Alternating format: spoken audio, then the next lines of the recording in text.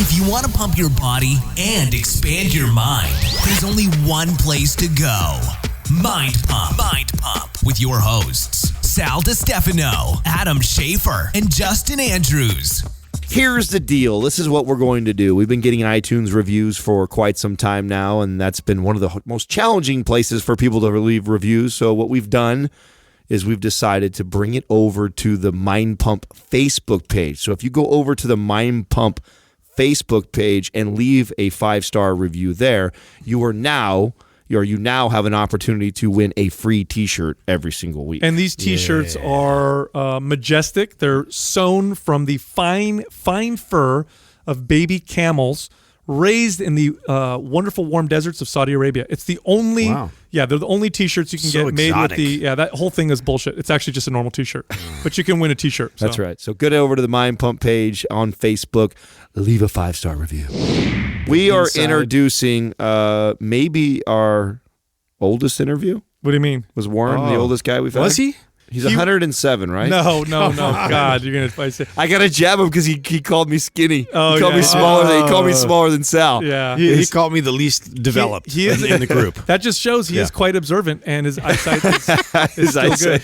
I don't know about that. Warren Farrell he's actually the only man to be elected 3 times to the National Organization of Women's board. So the feminist movement. Yeah. Man. He was part of that. In the 70s. Wow. And then he left the feminist movement and started advocating for boys and for men because what he saw that was going on. Yeah, I wonder what happened. You'll find out in this episode. You'll find out. He talks a lot about like data and statistics. He is totally an advocate for everybody, for both genders. And what he sees that's happened in the past and what's happening right now is probably not good for boys or for men. I mean, suicide rates through the roof for men. Of course, incarceration through the roof for men.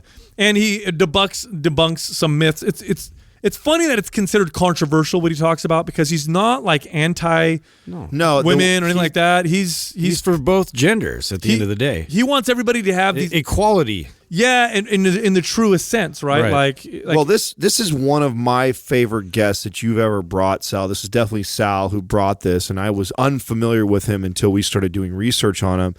And I thought, man, with the climate that we're in right now, this guy has to have one of the best messages, and his ability to articulate his points is just incredible. This is a very powerful episode, in my opinion. He definitely talks a little slower, a little bit quieter, but that's because he takes his time when he speaks, and he says really, really intelligent stuff. We also did a YouTube video of this, so if you want to watch the video, it's going to be on our Mind Pump TV channel, so you guys can watch it on YouTube if you like. But this guy was just incredible. It was 2 hours full of information, and in fact, I told Katrina when I got home, she asked me how the interview went, and I said, I don't honestly listen to the show that much anymore unless somebody is, we're getting lots of comments on a specific show. Then I'll go back and listen to something to find out what it was that everybody liked. This is one of the episodes I 100% will listen to because was so much information in there. I enjoyed listening to him in the 2 hours. I want to go back and definitely retain all that. And parents, I highly suggest this for parents. It gives like real good insight. Especially divorced parents. Oh, right? Yeah. He hit me in the feels, man, when he started talking about divorce and how it affects kids and what you can do. And the guy is brilliant. He's a PhD. He wrote the current book that's out that's making waves is called The Boy Crisis. He co-authored that with John Gray, who's the author of the famous book Men Are From Mars, Women Are From Venus. All right. So that he wrote some stuff in there too. So it's a really interesting book. He also wrote a book called The Myth of Male Power and another book, Why Men Earn More, The Startling Truth Behind the Pay Gap and What Women Can Do About It. They're also hosting an event October 26th to the 28th with John Gray and Ashanti Branch. This is going to be in Scotts Valley. It's in my backyard. Yeah, it's an interactive workshop on the boy crisis. Doug, how do they sign up for this, or how do they even go to it? I think they have to go to the 1440 Multiversity website. Okay. I'm not sure exactly what the URL is for that, but if you search on Google, you can find it. Just search it. It's on the Hopefully it'll be in the show notes. I'm sure, Jackie, will get it in the show notes, so you guys can just go to there and probably click over to the link if you guys want to sign up. He also touched on Black Lives Matter, which is really cool. We even talked about cry closets a little bit with him. Like, we hit some really good topics, and he's a very gender identity, right? Yeah. He's a very intelligent, empathetic person, which I think is important when you're communicating, what he's trying to say with how sensitive some of these topics have become nowadays. And he's lived on both sides of the spectrum, right. Which is, it's refreshing. Now the 1440 Multiversity, I believe, is on 800 Bethany Drive in Scotts Valley. So if people are trying to look it up, sign up for it. It looks freaking awesome. Now, other than that, do we have a website or something we can point people to find him, Doug, or should people just get his book online? Actually, just go to 1440.org. That's where the Multiversity is located, and you can find his details about the workshop there. As far as the books, go to Amazon. Excellent. Thank you very much, Doug. Also, I do want to mention, people have asked us for the past, year, if and when are we ever going to have Maps Aesthetic on sale? And we first launched that program, it went gangbusters. People wanted a sculpting bodybuilder focused type program where you could identify body parts and sculpt and shape them. It's really the program, that kind of programming is the type of programming Adam used when he became a pro physique competitor. It's lots of volume. It's quite effective. You need to be at least moderately advanced even to do the program because it's so much volume. But here we go. It's half off. All month long, it's 50% off. This is what you got to do if you want to get 50% off. Go to mapsblack.com. Use the code BLACK50. That's black and the number 50, no space. You will get 50% off all month long, the month of October. Again, it's half off. Now, if you're not super advanced and you want to build muscle, you want to burn body fat, some of our other MAPS programs may be more appropriate, or you can get a bundle where you can combine MAPS programs and train yourself out for 6 months or a year. All those programs are found at mindpumpmedia.com. I saw a video of you on, I think it was either Stossel or Reason that posted it, where you were doing a talk at, I believe it was a Canadian university, and there were protesters. Only 100. Protesters outside of it. Oh, yeah. Is that a low amount of protesters? I know. You say it's a lot. That was the most. I mean, I've never had more than 4 protesters in any other event, and this was not 100 protesters only. They created a body block to prevent people from coming. Yeah, into wow. You can pull it in. We're going right now. You can pull that closer because this is fascinating. So. They literally were preventing, this is what I saw in the video at least, and I guess it's been confirmed, they were literally preventing people from just hearing him talk. And you know what they were chanting? They were saying, fuck Warren, over and over again. It was like, I was like, what are they doing? Yeah. Why are they so angry? They were angry because they felt that when I talk about the politics of sex in a book I wrote called The Myth of Male Power, that I talk about that there's a whole sexual dance that men and women have. And the traditional female dance has been attract, resist, and the traditional male dance has been pursue, persist. And that tango is beginning to change. And it's probably very healthy that tango is beginning to change, but that it isn't a one sex is bad and the other sex is good. And so we see this now with Kavanaugh, where the current culture of hashtag Me Too is being evaluated. So a boy today, ready to go into college, in 26 states in the United States, he needs to get affirmative consent, which means the woman needs to say an affirmative yes before he holds her hand.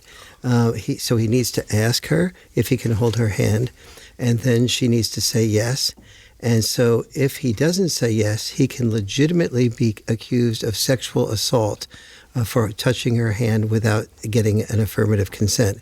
Now, and this is in 26 states? This is the law, some variation of that law, very close to what I'm saying, in 26 states in the United States. This is a result of the Office of Civil Rights under the Obama administration saying that there was, the first layer of this was that rape on campus was a common thing, which was not true, but it was based on the rape being defined of, have you ever had sex in a way at a time that you didn't feel like you wanted to have sex? No one explained that males on campus answer that question almost to the same degree as females do, but for both males and females, the great majority of times, it is like, I got drunk and I got involved and I got started. It was a little bit like asking the question, have you eaten potato chips more frequently, more potato chips than you've wanted when you started the process? And so both males and females feeling comfortable have had an experience at some point of doing that, but they use the female statistic only to say that there is there's a rape epidemic on campus. So from that, the Office of Civil Rights in the Department of Education issued what they call a Dear Colleague letter. And this letter said, if campuses must do the following: they must have this affirmative consent, and then if the male is accused at any, let me go back to the original part of that. The male who does not get that affirmative consent, who does get that affirmative consent, if the woman's, he must also get it at every other stage of intimacy in the relationship, up until intercourse. So, like, can I hold your hand? Yes. Can I kiss you? Yes. Can I hold you? Yes. Can I touch your breast? Whatever. Exactly. Can I kiss you? Like a checklist. Can I go from kissing your lips to kissing, tongue kissing, and so on? And so, and if he doesn't get that, he can be accused of sexual assault at any given stage. But here's the amazing thing: is that if he does do all that and gets an affirmative consent, and then later he's the one to initiate a breakup in the relationship, she might be angry at that and then say, well, you really didn't get an affirmative consent at this stage or that stage. And so he has no paperwork to indicate that he does. So theoretically, if he really wants to protect himself, he has to have paperwork to submit to her at each stage of intimacy. Wow. So you can, and of course, that's sexy. That's right. Really could you imagine getting it signed off? Exactly. I mean, but I want a blowjob. Hey, let's mark this off. That's a very good point, Justin, because I don't even think women want that. Could you imagine being with a girl, feeling the chemistry, and then saying, can I kiss you? Maybe that's okay, but then, hey, you mind if I use my tongue? You mind if I do this? You mind if I do that? Yeah. She might not even want that. I remember, well, exactly. I remember when I was in college, and I said to her, I don't know if the word parking, like go out parking, is that still a word these days? No. Okay. Like go to the drive-ins? Thanks, you could have lied. Throw me a bone here, huh? So parking was like necking or or making out, that type of thing. And so I said to this woman that I was out with, Iris, I still remember her name because of her response. And so I said, we had a wonderful evening. I said, would you like to go parking? And she goes, Warren, you don't ask a woman if she wants to park. You park. If I don't want to, this forces me into having to admit that I want to do this. I want you to take the lead, take over. Right.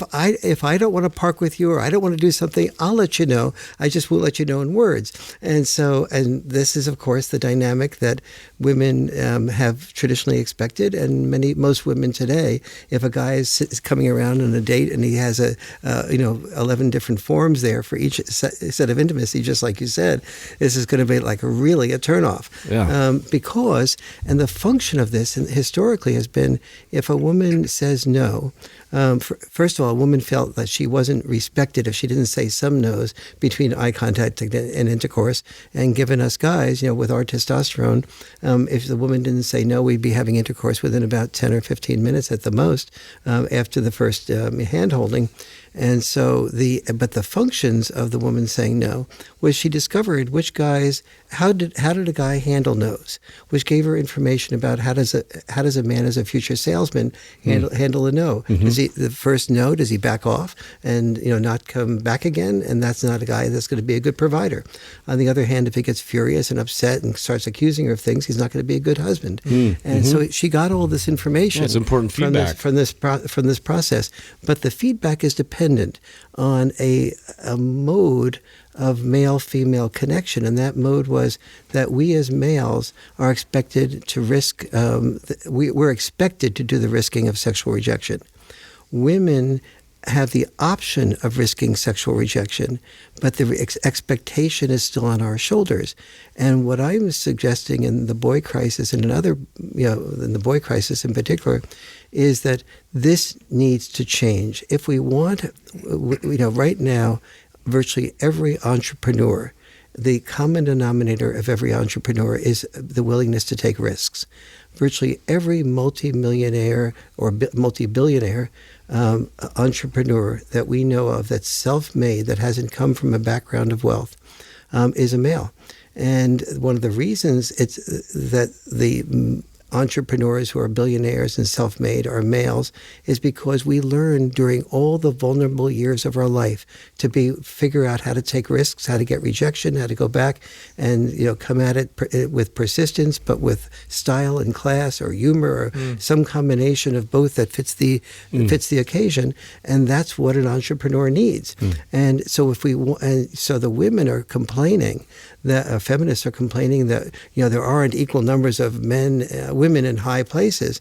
Well, one of the many reasons why there aren't is because that they aren't trained in risk taking nearly as much as guys are. And so, if women are going to say what they want, they need to say what they want, not just in terms of veto power. They need to take responsibility and be accountable and take the risks of rejection and start being trained to do that at the ages of 14, 15, 16 when they start to begin to be interested in sex. Now, Dr. Farrell, do you think this is because evolutionarily speaking, I've heard scientists and anthropologists say that men, from an evolutionary standpoint, are disposable in the sense that you could have a society of 1,000 women and 100 men, and that society would succeed and be okay.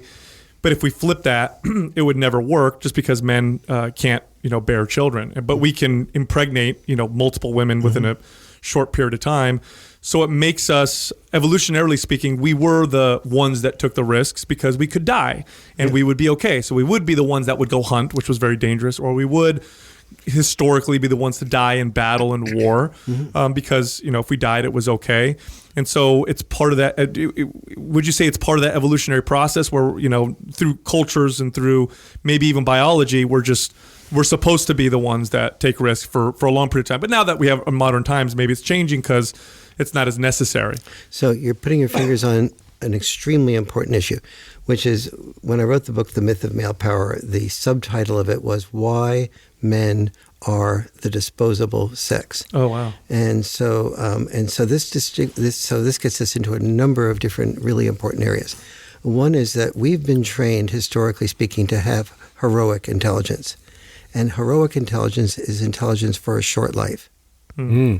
Whereas the alternative to heroic intelligence is health intelligence, which is intelligence for a long life. And so with heroic intelligence, we were trained to do things like associate the willingness to dispose of ourselves with being a hero, like being a general in an army. And until recently, about 30, 40, 50 years ago, almost all the presidency, a very high percentage of the presidency that had United States had military background. Many of them were generals, like General Eisenhower. And so we had a huge respect for men who managed to be willing to risk their lives and save us, but who did survive the process.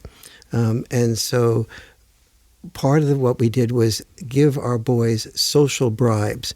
And the parents wanted their son, on the one hand, to be safe. On the other hand, oh man, I'm so proud of him. He joined the Marines.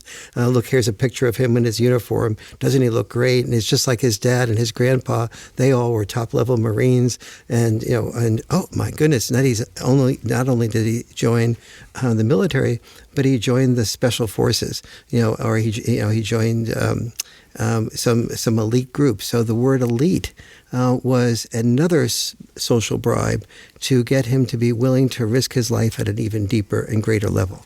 And so this is so all of this was training for heroic intelligence. And part of the way we train boys for heroic intelligence is at a very early age to get them to associate their preparation for their disposability with being proud of themselves. And so we got them to play football. And we got the cheerleaders, the most attractive girls in the school, to say first and 10 and risk a concussion again. Which it wasn't exactly the words they said. That would be a great cheer. Which is CTE. CTE. Very good. CTE. Everybody. CTE. No longer will you be. This hurts me a little bit. A little too close to home. And so the cheerleaders never said, "Be careful there, be safe again." Make a plan that isn't so destructive to you. It was hit him again, harder, which is basically hit him again, concussion again type of thing.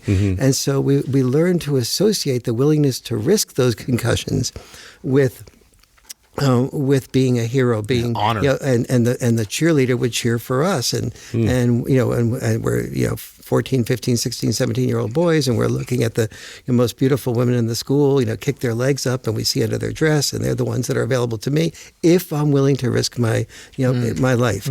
And so those became the associations, or what I call the social bribes, that associated being willing to be disposable with being loved. And so women associate being loved with being cared for, attended to, bought gifts, bought diamonds, being paid for. We associate love with having to perform to get to be able to not only have the love of the woman, but to risk our lives and show that we're disposable to take, and then to go ahead and risk rejection, and then to pay money, and the more she's beautiful, the more we're expected to take her to a nice restaurant, and every kiss begins with K. Now the result of this, now that you're saying this, it makes perfect sense, because the result of that, if you stretch it out and extrapolate, okay, what would be the result of that, of the societal pressures like that, where the boys are encouraged to take these risks with their lives, if you will, either symbolically or literally, and with the the fact that you're saying the girls associate love with care and whatever, what that ends up looking like is more extremely successful men, but also more men that have died at work, more work accidents, more maybe suicide, more the other type of risky behavior that may not be so desirable, like jail or whatever. Does that make sense? That's exactly the follow-up on that. Okay. And so men have learned that all the hazardous jobs are 90 to 100% males. 93% of the people who die in work in general or killed at work are males.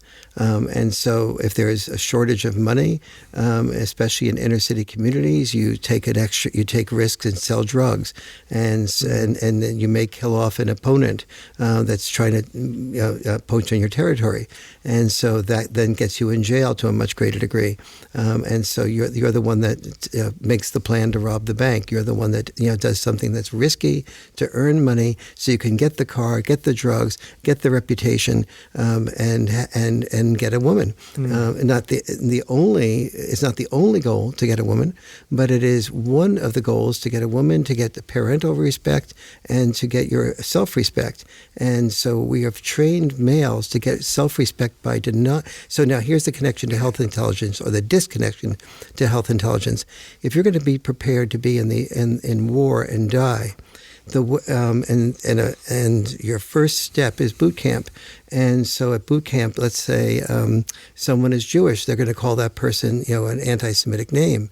And the purpose of calling them an anti-Semitic name is so that they cannot be thrown off guard. You're training them to disconnect from their feelings, or you're going to push them to do something that's very risky, like in order to prepare themselves to be killed. I want to interject there because we've speculated on this. Talked about this. Yes, because for anybody who's maybe not following along or maybe doesn't agree, you just look and see the way men tease each other and the nicknames that men give each other versus the nicknames that women. The worst nicknames we could possibly come up with. We are literally terrible to each other, and we love it and laugh about it. I tell this story all the time. I had a friend who had a restaurant, and he was giving me a tour once, and he was introducing me to everybody. This is John, this is Susan, and then he introduces me to someone. He says, and this guy's name is Nine, and we keep walking. And when I come back around, I said, Nine. I said, is that a German name? And everybody starts laughing, and he says, "Hey, show them why they call you Nine." He holds his hands up, and he's missing a finger. And that's a classic way that men nickname each other.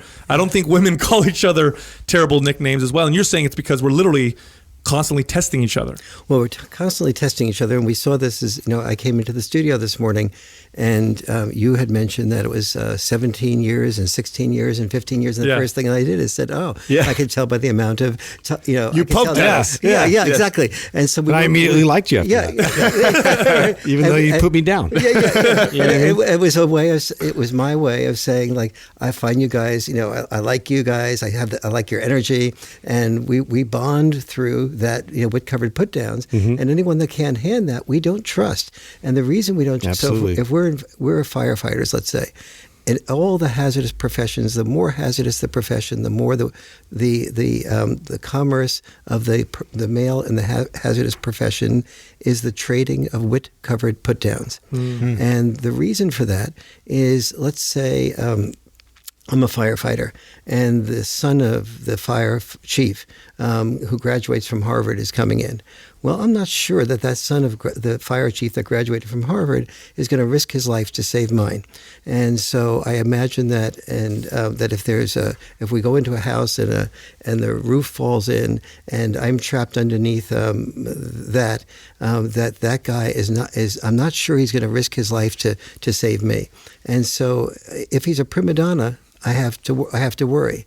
If he's a guy that can sort of like be put down, who can handle criticism, who can go with the flow, he's far more likely, I sense, to be willing to risk his life because he doesn't treat himself so seriously, and he's willing to be willing to be part of a team that can do that, be self-effacing. And so now the trouble comes, and this is the original question was, why was I protested? Because all of these things we all know are true. I mean, all of us guys know are true, and thoughtful women know that are true. But the feminist community that I was a part of, that I was on the board of directors of the National Organization. The only man, I think, one of the only men ever elected 3 times to the board of NOW in New York City. And so I'm a very deep supporter of true women's liberation. But when women's liberation, when feminism created a basic ideology that said the world is a patriarchal world that is where the rules are made by men to benefit men at the expense of women, that completely misunderstood the role of men. When men do earn more money than women, but not men in general. Dads earn more money than mothers do. And they start earning more money than mothers do because they increase their obligations and their responsibilities when they become dads. So we give up doing the things we want to do, like teaching, which is a passion, or being an artist, which is a passion. And when you have children, you give those things up to do things that make money. So you give up being that teacher and you become an administrator. You give up being able to come home every night to see your children and to see your family, and you become a national sales representative instead of a local sales representative. And because we make more money as a local sales representative, or we drive an Uber 60 hours a week, the feminist community says, see, on average, men earn more money. And they imply that men earn more money for the same work. But when I wrote a book called Why Men Earn More and What Women Can Do About It, I found that there are, in fact, 25 measurable differences between what men do to earn more money and what women do. And when women do those same things, they actually earn more than their male counterparts. And we see that as you dig deeper, that women who have never been married, who have never had children, earn 117% of what men who have never been married and never have children earn. And this is controlling for a number of years worked, age, and education. Now, let me comment on that, because I'm going to make it a speculation, and this is just me guessing, but I'm guessing it's because, knowing myself, I'm a father and having friends that became dads. When men become dads, the first thing that we think is, I need to make more money, I need to bust my ass, I need to get serious. Right. Women think that when they don't have kids. Okay, I don't have kids, I don't have family, I need to bust my ass and make a lot of money. And maybe they're doing it because of their career. When women tend to have children, what I've seen is they tend to value flexibility in their work, wanting to spend more time with their kids. This is obviously traditional stereotype, but I think it's probably true more often than not. Am I off? Or? No, you're 100% on. This is exactly what I found when I did the research for Why Men Earn More. And these are all things that women can do. So and you see this particularly. Many women say, well, bosses have a stereotype of women, and so they feel that when a woman's going to have a child, that she's going to be less devoted to her kids or to her work. And it turns out that this is actually quite accurate. So women who have master's degrees, MBAs, who start their own business earn only 49% of what men earn who start their own business. And why? When we asked the men what they wanted out of starting their own business, 76% said their first priority was to earn money. Women's first priority, by their own acknowledgement, was to have flexibility, exactly what you said, was to be able to be close to home, to be near the children, to be able to have free time, to be their own boss, to be fulfilled. And then down the scale, about number 5, was to earn money. And so the importance of that statistic is that women who own their own businesses have no bosses to discriminate against them. It's their own. It's their own choices. And your original point about the women who have never been married and never had children, you're exactly right. When a woman senses that she's not going to be married and not have children, she doesn't sense that she's going to have somebody else to support her. So she goes out there and makes a good living and does very well. And she gets promoted more quickly than her male counterpart, even in the 500 top companies in the country. I think it's important to note, too, that the important thing is that people have the freedom to choose whatever direction they want to go. And when you look at the societies with the most egalitarian type policies, like some of the Scandinavian countries, you actually find that the disparity between the jobs that men and women choose are even greater. And it's not because they're being forced, it's because they tend to like and choose different things. They have the freedom to choose different things. Women have as much freedom to choose to, work 80 hours a week and be CEO, and men have just as much freedom to choose to stay at home. But they even more so choose the different things. And what they actually found in some other data that I read was that the more difficult circumstances were, the more likely women were to seek out jobs that made more money, and you saw a smaller gap, mainly because they kind of had to. But once things were more prosperous and they had more freedom to choose to be at home, that tends to be more often than not what they choose to do, and the men more often than not choose the responsibility of being the breadwinner. And I don't see why this is a bad thing necessarily. Now, you were in the feminist, you were part of the Now group. And that was back in the 70s, I believe, right? Yes, correct. Has feminism changed since then? Because I keep hearing people talk about third wave feminism and how it's changed. And what were they fighting for before, and what's different about it now? When I started my work with the feminist movement, Gloria Steinem and Betty Friedan used to both say pretty much the same thing. Gloria Steinem put it in these words: what the world needs is more women at work and more men at home. And more men as dads. And I agreed with that, because what my belief was at the beginning is that we have mastered survival enough in developed countries to be able to allow people the freedom to be who they want to be human beings rather than human doings. We men were never trained to be human beings. We were trained to be human doings. I'm a doctor, I'm a lawyer, I'm an author, I'm a soldier. And so we knew that if we were to be worth anything as a man, no woman was going to marry a guy who's, he's unemployed, but I love the books he reads, and so he's very thoughtful and sensitive and caring and warm, but I don't think he's going to earn any money. So I'm going to marry him because he's really sensitive and warm. And so we all knew this, and women knew this, and women among themselves are very specific about they want, give me a salary man is the way they put it in Japan, or find me a man that's wealthy. What does he do? What does he do? And so we're basically human. We were trained to be human doings, and so So as the feminist movement evolved, two things happened. Well, lots of things happened, but two of the things that happened is one was that there was a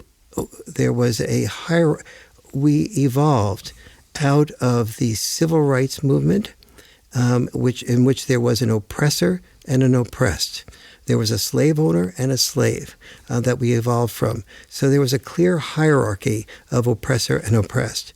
And then the early part of feminism, a good portion of it, was Marxist feminism, and Lenin believed that the nuclear family was set up to be oppressive to women, and so the feminist movement grew out of another oppressor versus oppressed. It was Marxist feminism. You had the oppressor class and the oppressed, and so since we earned more money, men did, we were considered akin to the oppressor class. And so that was the fault of us as feminists. We assumed that because men earned more money, it was about male privilege or male power. We didn't understand that the road to high pay is a toll road. And when you become a dad, you're willing to make those tolls because you care more about your children not having to pay those tolls in the future. So walkouts, if we wanted to go from here to the airport, any airport, we would probably call Uber or Lyft. And 90% of those drivers are going to be males, not because they have male privilege, but because they have male obligations to support families, and anybody can become an Uber driver. And the men do it more frequently than the women because they have more obligations once they have children. Or they're planning they're single and they're wanting to have enough money saved up so that they can be valued enough to be able to ask women out and pay for women. And so what the women's movement did is started gender courses all over the world. And so when the men earned more money, they immediately called that power and privilege rather than calling that. I am so appreciative of men for when the children come and women that we try to create options for our wives to be with the children or not with the children. And so we have, in this current moment, we have when men and women have children, 40% of women do not work outside the home at all. 40% of women work full-time, which is 35 hours a week or more, and 20% work part-time. So women have the choice of working full-time, children full-time, or some combination of both. And men have three choices too. Option 1 is to work full-time. Option 2 is to work full-time. And option 3 is to work full-time. And that's considered male privilege. Do we know what the statistics are of how many men work full-time when they have children versus how many men who stay at home? Yes, it's about, let's see, I think among the people who stay at home, it's about 6 or 7% males who stay at home full time. And so but there's some men and women who don't stay home at all, where both people work. Now, I do see that the early, feminist movement or women's movement, was addressing some real issues that needed to be addressed, right? Yes. Like voting. There were laws where women couldn't do certain things without their husband's consent. Societally speaking, women were, if they did anything outside of what a woman was supposed to do, it was, the pressures were terrible, and they weren't given necessarily the freedoms to be whatever they wanted to be or do whatever they want. So I could definitely see the value in that. But that kind of movement never really has happened for men, where we feel that same kind of freedom. Right. And so the two parts of what you said are very important, because women did not have freedom. Neither did men. And so our parents did not go around talking about, I'll give you an example. My father, when I started in high school, I started taking an interest in writing. So I wanted to go to the public library to sort of do some research for my book. And my father said, no, you have to take care of weeding and mowing the lawn and taking care of all these things. By the time I got finished with my chores, I had maybe a half a day a week to be able to go to the library. And that's about what he allowed. And so when I wanted to write my first book, he said, Warren, well, first of all, when I wanted to get a PhD, he would say to me, Warren, maybe you should get not a PhD, but a JOB. Because he was fearful that I would try to do something like be an author. And he knew accurately that about 99% of authors, just don't make it as authors. It's a very, very challenging way to make a living. If you don't have a family, yes, you could be an author, and you could live off of a small amount of money.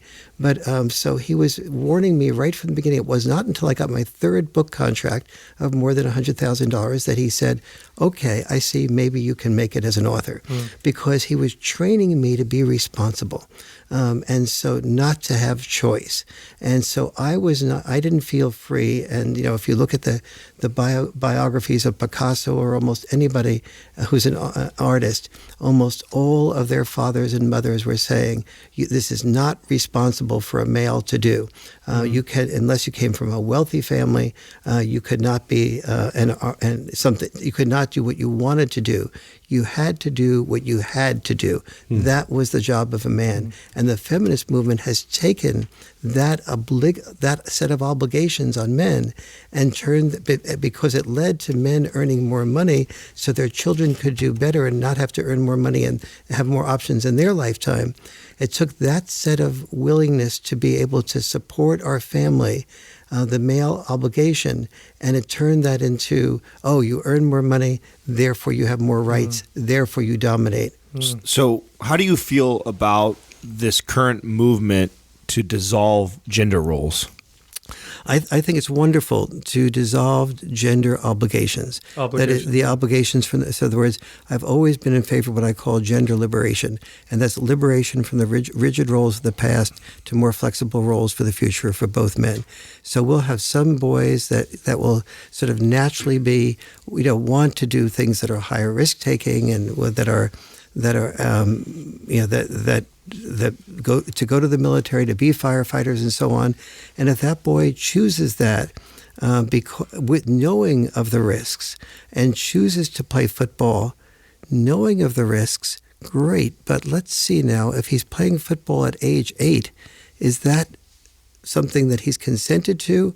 Or has he picked up a desire to sort of, what are his motivations? And the job of us as parents are to sort of talk through our children's motivations and make sure that their motivations are not based on, I think I'll be more liked, or I'll be more loved, I'll be more respected, and therefore be a victim of what I call social bribes. It's to think through what they want for themselves in their life.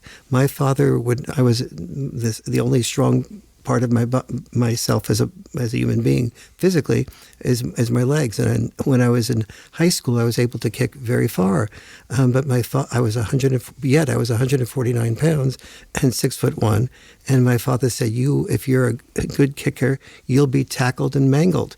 And so my father prevented me from doing that kicking, which I didn't like at the time, but I'm glad he's probably saved myself in a significant way. And so he helped me in his case, he didn't give me the option when I was in high school to think that through, because he knew that I would choose adulation over a common sense preservation of my body. And he just made clear, listen, you're a student body president, you have enough respect, give other people a chance to have some respect. It was his way of, doing right. So I talk about on the show a lot that, as humans, we tend to do this because I agree with you that the dissolving of gender roles is a good thing. But one of the things I talk a lot about is that we tend to swing from one side and then we go the opposite extreme. Do you see any of that happening right now with the dissolving of the gender roles? Is there anything to worry about? Yes. Well, first of all, I don't approve of dissolving of gender roles just because I don't believe in parenting by saying, listen, I don't want you to do what's natural if what's natural for you happens to be a gender role orientation. So it is not freedom to be told you can't do something. You can't do your male role. You can't do your female role. It is freedom to sort of help parents to help think through. First of all, it's important for parents to do the type of boundary enforcement that then trains children to have postponed gratification, which then trains the child to be able to accomplish whatever she or he wishes to do. So she or he doesn't have to wish, doesn't have to resort to getting approval, but out of this few competences it may naturally have. But once you know how to do what you need to do, how to achieve a goal, If you have a dream, let's say to be a gymnast, but your father and mother, every time you said, I want ice cream, and your father and mother said, well, you can have ice cream after you finish your peas, but then you had a few peas, and then your father and mother said, well, okay, you had a few peas, that's good enough. Now you can have your ice cream. You learn to manipulate a better deal, and you don't learn to finish doing what you have to do, your peas, to get what you want to do, your ice cream. Therefore, your goal of becoming a gymnast cannot be achieved because you haven't learned the discipline of doing what you need to do to be a great gymnast or a great football player or a great scholar or a great at anything. So no matter what your dream is when you're a kid, you cannot fulfill it. That's if you don't have postponed gratification. And you don't get postponed gratification without parents enforcing boundaries. And parents enforcing boundaries, oftentimes mothers will say you can't have your ice cream until you finish your peas. And then especially if the mother and father are divorced, the mom will say, well, gee, the kid has gone through a divorce. He's having he's really feeling badly. He was bullied today. And she'll find some reason to say, okay, sweetie, I'll tell you what, have a few more peas and then you can have your ice cream. So the kid learns, with mom, I can manipulate a better deal. With dad, he's much more likely, or she's much more likely to hear, excuse me, we have a deal here. The deal is you can't have your ice cream until you finish your peas. And so the kid goes, you're so mean. And dad goes, you can cry about being mean too, and then there'll be no more ice cream tomorrow night either. And so the kid with dad was much more likely to go, all right, the only way I'm going to get this ice cream here is to finish my peas. So children raised by dads primarily are only 15% likely to have ADHD. Children raised by moms are 30% likely to have ADHD. And one of the reasons for that is that the children raised by dads learn that they have to focus their attention on doing what they have to do, otherwise they don't get what they want to do. And we as dads do this through things like roughhousing as well. Yes. With roughhousing, we create a bond. And that bond is makes kids less resentful about doing something that we say that they need to do. Like, okay, we'll do some roughhousing until 8:30. Then you have to get completely ready for bed. Bedtime is 9:15. And if you get completely ready with your homework and chores, etc., by 9 o'clock, we'll have from 9 to 9:15 to do anything you want, including roughhousing. Mother goes, "What? You must be kidding! You can't get the kids riled up before bed." And she's also going when she sees mom and dad roughhousing, like, do you not realize here that sooner or later somebody's going to get hurt? Yeah. Sooner or later somebody's going to, inevitably somebody cries. And inevitably somebody cries. And so mom is going, I feel like with dad, I have only one more child I have to monitor. But dads don't read The Boy Crisis or anything else on parenting to learn that there's about 10 differences between dad-style parenting and mom-style parenting. And each of dad-styles parenting have two things in common. They help children enormously, and dads don't know how they help children. And so, and moms can't hear what dads don't say. And so just taking the roughhousing example, very few dads will say, when I roughhouse, here are some of the outcomes for the children. A, they learn a greater amount of empathy. Empathy? Yeah. You must be effing kidding. How could you have roughhousing be associated with empathy? And here's how. Let's say John and Jimmy and Jane, brothers and sisters, and they're all, and the game is to pin down dad in a wrestling match, and dad versus dad pinning the three of them down in the wrestling match. And so dad throws the three of them on the couch, and the three kids jump off the couch, all trying to be the kingpin. And so in the process of being this kingpin, Johnny pushes Jimmy aside, and Jimmy pushes Janie aside. And so dad said, "Whoops, I'm sorry. You can pin me down, but you can't push the other one aside. You can't poke them with the elbow," and so on. All right, Daddy. Let's go back to the roughhousing. And so they go back to the roughhousing, and mom's watching this, and sooner or later, with 100% likelihood of prediction, somebody will hurt themselves, or somebody will end up crying, or somebody will end up angry and hitting the other one.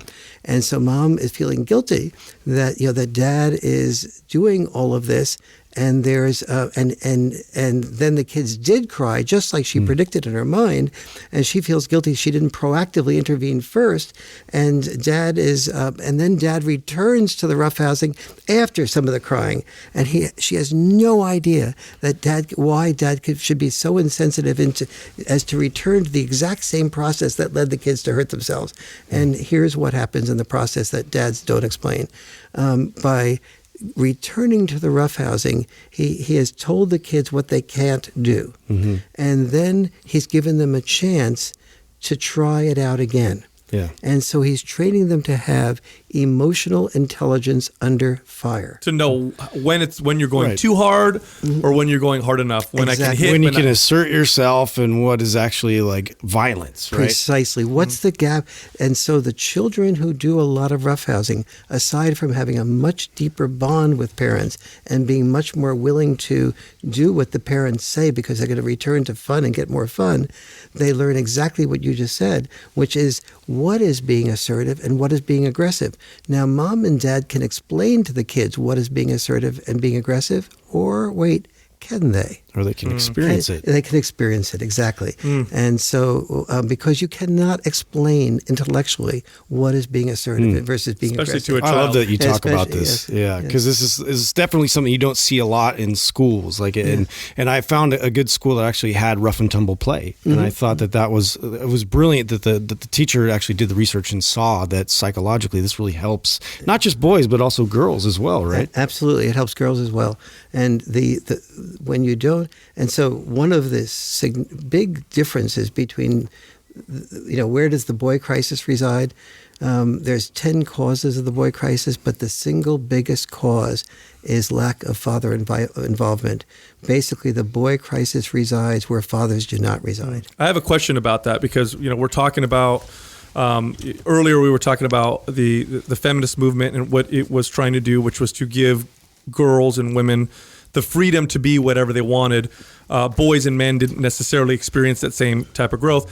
And you're saying a lot of it was driven behind this paradigm that the men or males are the oppressor and girls or women are the people being oppressed.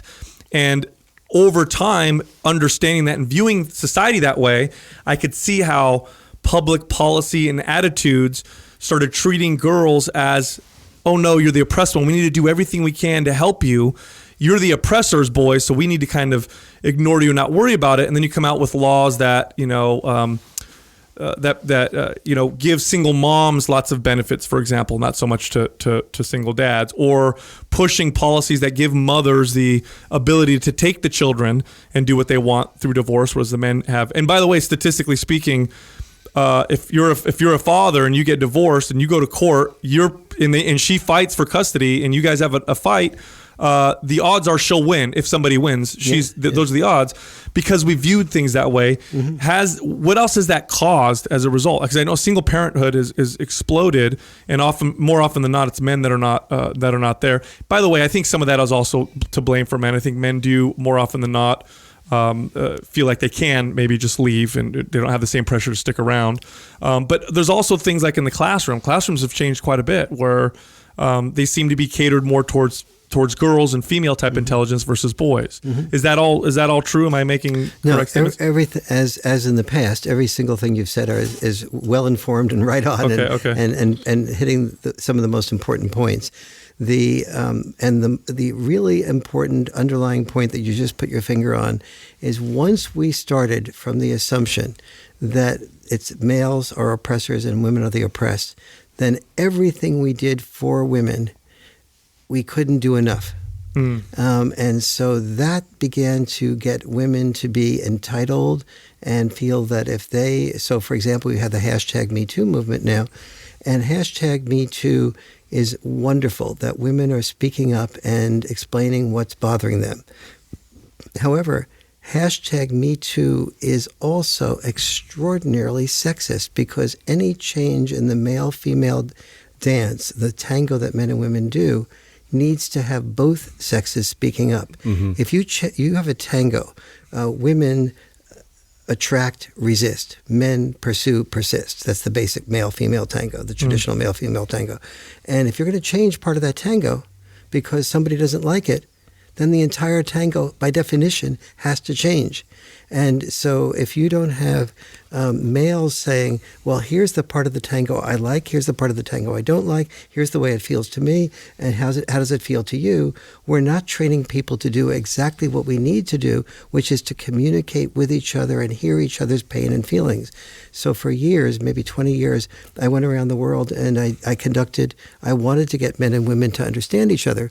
And to do that, I said to every man in the audience, every woman is in a beauty contest every day of her life. Guys, if you want to be in the beauty contest of everyday life that women go through, come up on stage and be in this beauty contest. And so I'd have in those days I was much more popular before I started speaking out against some of these things that I'm talking about now. And so I usually had 400 or 500 guys in the audience that would come up on stage and in the aisles and be in this beauty contest. And I'd have all the women be the judges in the beauty contest of everyday life.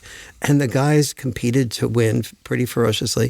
But the ones that got to be the top 6 finalists, when I interviewed them later, they, in front of the entire audience, they said, man, I was on the one hand competing to be seen as the best looking guy. And on the other hand, the way I was being treated was that nothing about me was at all of value except my looks. And I have a lot of important things to me. I have my values. I have, my integrity. I'm a pretty good student. I'm this and that. I'm more than just a body. And and now I'm seeing that when I only focus on women physically, which I tend to do, I'm sort of leaving out a lot that would be really wonderful for me to focus on. And I can see why the woman feels often resentful.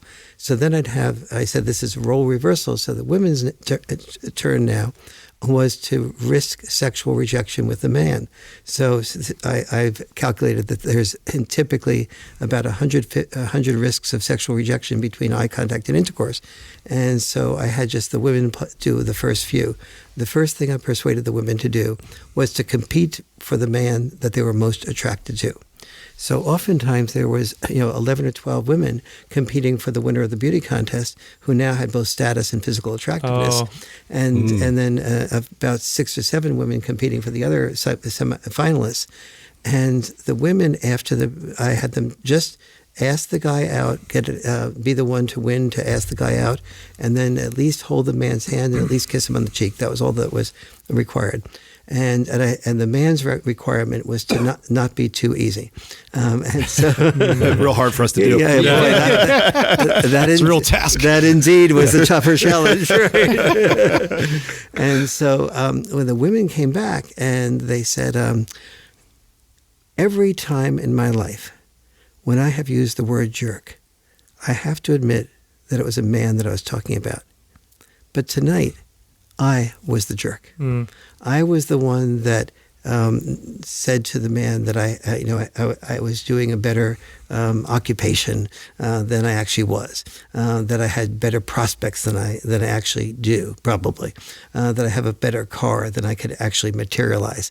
I promised to take them to a restaurant that I can't afford, and that type of thing. And then I physically took him by the hand because I wasn't winning, and I pulled him away from the other women. Now, that was usually the woman that won that guy. And so that she physically took over the situation. And she said, man, I acted like a royal jerk. I was a liar. I was physically aggressive. I didn't allow the women, I didn't even think about allowing the women an equal opportunity to speak up. And they really got, the pressures on that role. And so my desire in male-female issues has been to say both sexes have roles that leave them feeling badly about themselves in different ways. And #MeToo should be about a sharing of how that happens and what we want to change about it and where we want to have options and where we want to still have roles and so on. Let's have a good dialogue. And in order to have a good dialogue, we have to have one thing. which is the ability to hear each other's perspectives without becoming defensive, because the Achilles heel of human beings is our inability to handle personal criticism without becoming defensive.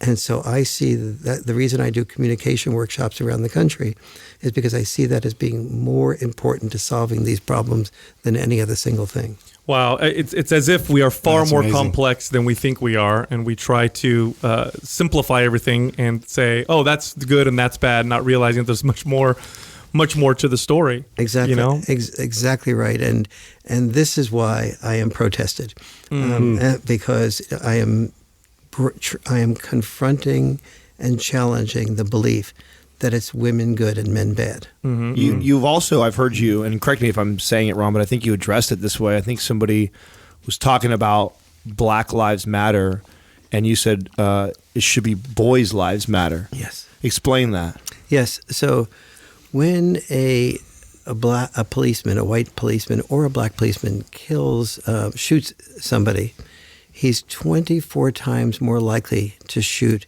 a male than a female. So he's only slightly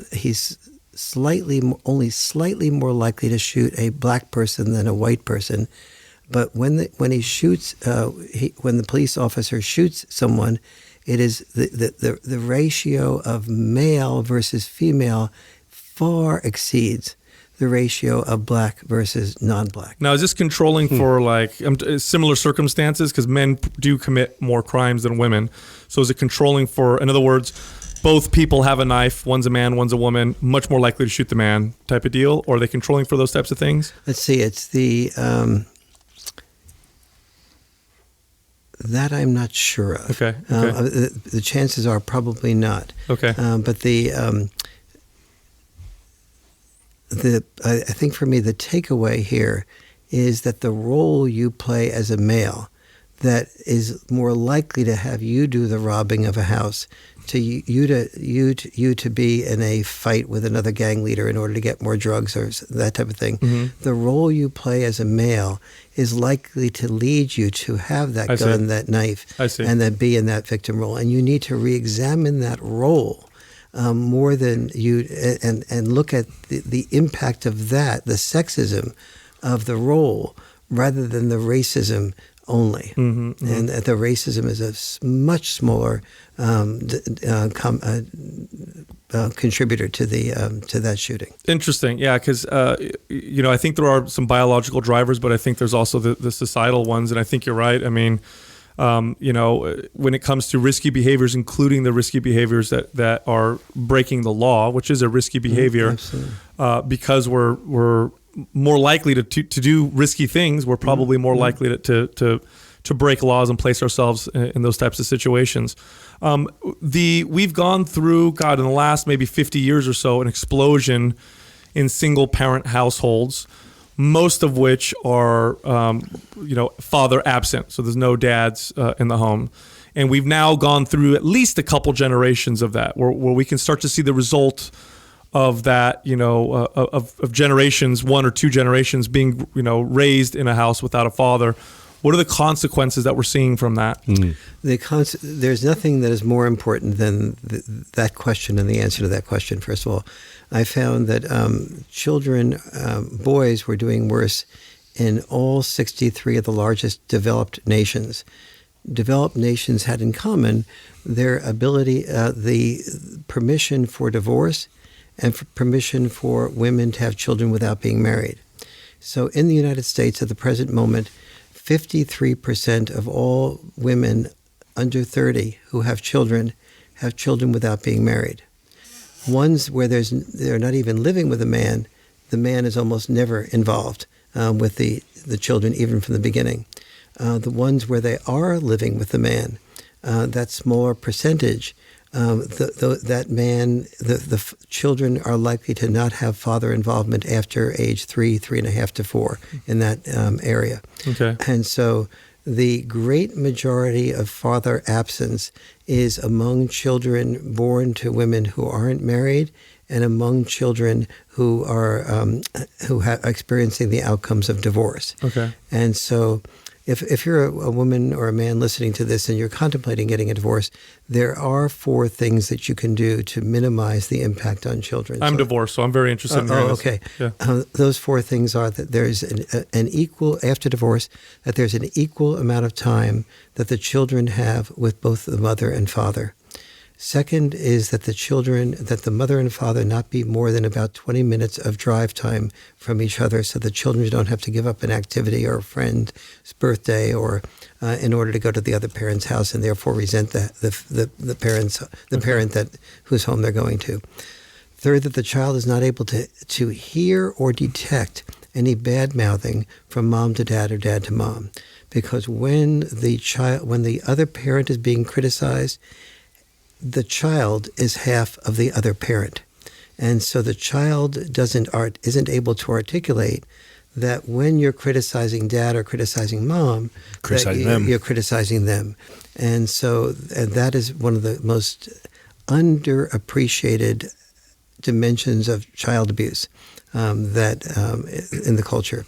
And then fourth, that mom and dad have consistent relationship counseling, not just emergency-based relationship counseling, so that when you have only emergency-based relationship counseling, everything is so compressed and you have to make the decision fast, and you tend to you only treat the other parent as that's typical of you. You made that decision for this reason or that reason. Whereas when you have a longer-term, not such an emergency-based counseling, you can start seeing the best intent of the divorce partner's strategy. And when children have all 4 of those conditions are met, they do almost as well as they do in an intact family. Okay.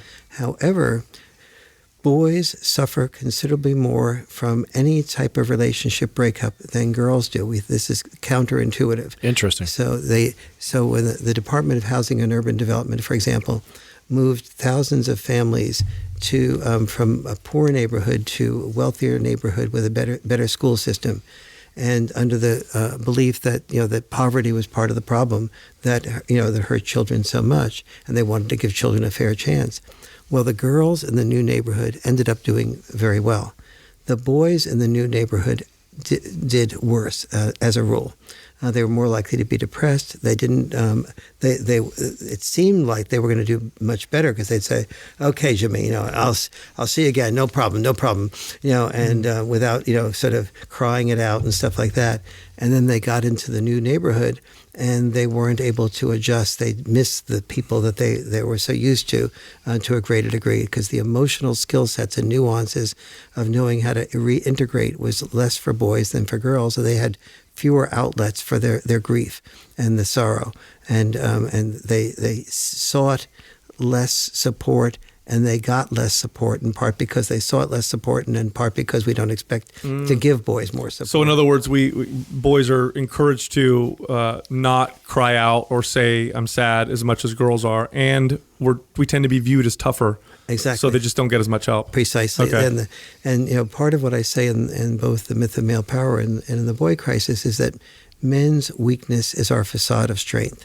And this is true not only with males, but it's also true with animals, from insects to birds to all animals. So, for example, here's a really fun example.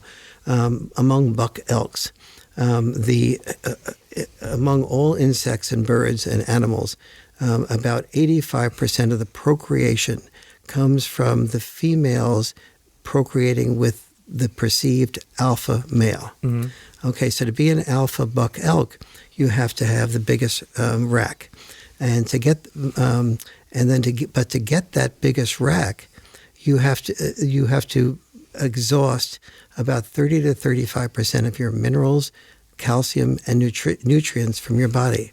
So you are the apparent alpha strongest male, but in fact you are the weakest male, so weak that if the buck elk doesn't get rid of his rack immediately after the mating period, he's in great jeopardy of dying from malnutrition before the winter sets in, and there's not enough nutrients to replenish his nutrients. Interesting. So the what is considered his strength is really his facade of weakness. So men's weakness is his facade of strength. So men's weakness is their facade of strength, whether it's the buck elk or among us as males in other ways. And I'm sure you see this in bodybuilding. In bodybuilding, yes. Right? Yeah, yes. I could totally see the parallel there. Yes. Oh yeah, when they're on stage and they look the most ripped and whatever, they're the weakest because they're so depleted. So what are some of the consequences of lots of kids and especially boys being raised without fathers? What do the statistics show? I have in the Boy Crisis book 70 areas that boys who are dad deprived are hurt. So boys who are dad deprived, I was mentioning before, are much less likely to have that roughhousing, that connection, that bond. Girls who are dad deprived are much less likely to have that as well. It manifests in girls differently than in boys. So the roughhousing, for example, gives a girl an opportunity to be physically close to someone she can trust, and not feel that being physically close with a male means automatically being sexual. Oh, fascinating. And so girls who don't have fathers are far more likely to be pregnant out of wedlock, and then later regret it because they feel like they want to keep a hold of the boy, but they don't know all the nuances of how to do that. But they do know one thing, that they can keep a hold of him by being sexual with him, especially if Jane might be, and she might be rejected because she's not going to be sexual. She doesn't have other avenues of doing that. Or alternatively, they're so afraid of male intimacy that they can't connect and be intimate and open to begin with. And so they tend to err on both sides of the spectrum. Interesting. So boys are damaged by being less able to complete tasks and therefore less able to do their homework effectively. Therefore, they do worse. Boys who are dad deprived do worse in every single academic subject. So if you look at children in a good school system without a dad, they do worse in math and science, especially the boys do, than children in a poor school system with a dad and in a poor community. And here's maybe a perfect metaphor for the difference between what happens to boys and girls. So I'll just give you a few of the list of things of maybe 5 or 6 of the 70. Children without dads, especially boys. Boys without dads is the number one predictor of suicide is not having father involvement. The number one predictor of committing crime is not having father involvement. The number one predictor of dropping out of high school is lack of father involvement. When you drop out of high school and you're a male, and you're in your 20s, the unemployment rate is more than 20%. The underemployment rate is a great majority of the rest of the boys who drop out of high school. Much more likely to be depressed. And much more likely to withdraw into video games and become video game addicted. A certain amount of video game playing is actually good for the brain, but at the addiction level, which is usually 13, 14 hours or more per week, and the video games alone, as this is not all electronics, just video games, you start moving toward addiction. And the average boy plays 13 hours of video games per week. But it's not delayed gratification, right? Precisely. This is very much impulsive. Precisely. The entire, put your finger right on it. The entire video game industry is serving immediate gratification. Now, some parts of some games are delayed gratification, but there is like Zelda. It takes forever. But the addiction to video games is, of course, the problem. And when boys when boys, as a result of not having dads, don't learn the postponed gratification, they can't do their homework well, they can't succeed in sports, they can't succeed in weightlifting without the steroids or additional things to help them. And so they don't get the respect of girls, women, teachers, and they start feeling ashamed of themselves. So when it comes to boy-girl time, they find that the girls are more interested in the winners than the losers, and they're a loser. And so they start withdrawing into video porn. Video porn addicts. So what do guys get out of porn? We get access to a variety of attractive women without fear of rejection. without fear of rejection is the important thing, at a price that you can afford. And so, and so the combination of all of that leaves the boy, he gets turned on by a certain sexual scenario, but then the next time it doesn't turn him on as much because there's not as much dopamine released by that same scenario being repeated. So he needs to go to riskier and riskier scenarios. So when he finally does attract a woman to his bed, she feels like an object, and like, wait, we want me to do this risky stuff in this way, and why, you want me to have anal intercourse, and you want to come over my face, and like, I really don't want to do that, and I feel really objectified. And Right, so this is only my second time. This is my only second time. Yes, exactly.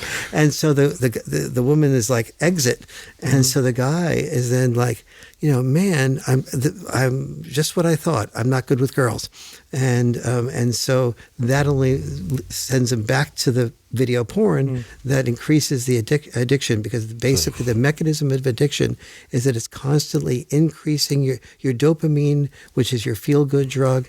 You only feel good when you take more and more risks and get more and more. So you just keep pushing it. It worked for the pizza guy, right? Yeah. Yes. It's not working for me. I made the speculation a while ago. We've talked about on our show early on, in fact, how frustrating and annoying it is to see.